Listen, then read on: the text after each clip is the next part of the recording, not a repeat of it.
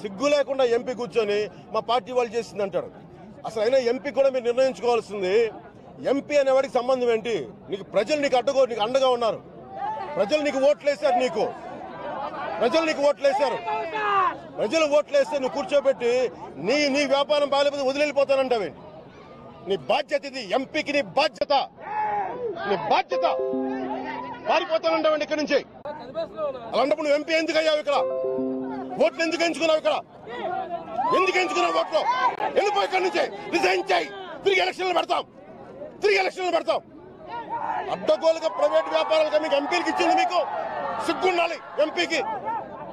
జగన్ కూడా చెప్తున్నాను, జగన్ నువ్వు ఏదైతే అక్రమాలు చేశావో, ఏదైతే ఉత్తరాంధ్రాన్ని దోపిడీ చేస్తున్నావో, ఏదైతే అన్యాక్రాంతంగా స్థలాలు నువ్వు కబ్జా పెడుతున్నావో అన్నిటినీ బయట తీసుకొస్తాం.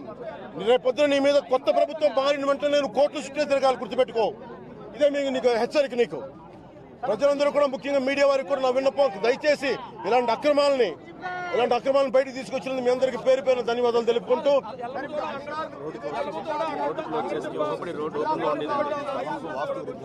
ఎంత దరిద్రం అంటే ఇంకా దారుణం. దరిద్రం ఉన్న పదం వార్తను క్షమించాలి. ఎంత దరిద్రం అంటే ఈ దోపిడీ చేసిన ఆస్తికి మళ్ళీ వీధి సోల్ అని చెప్పి ఇది విఐపి రోడ్డు క్లోజ్ చేశారు. వీధి సోల్ అంట. మీ కర్మ బాగలేనప్పుడు మీరు అడ్డగోలుగా దోపిడీ చేస్తారు. మీకు ఏ వస్తువు బాగుండదు.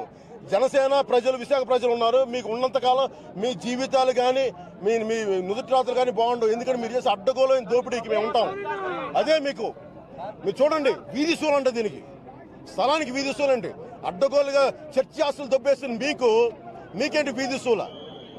చర్చి ఆస్తులు దొబ్బేశారు ఇక్కడ.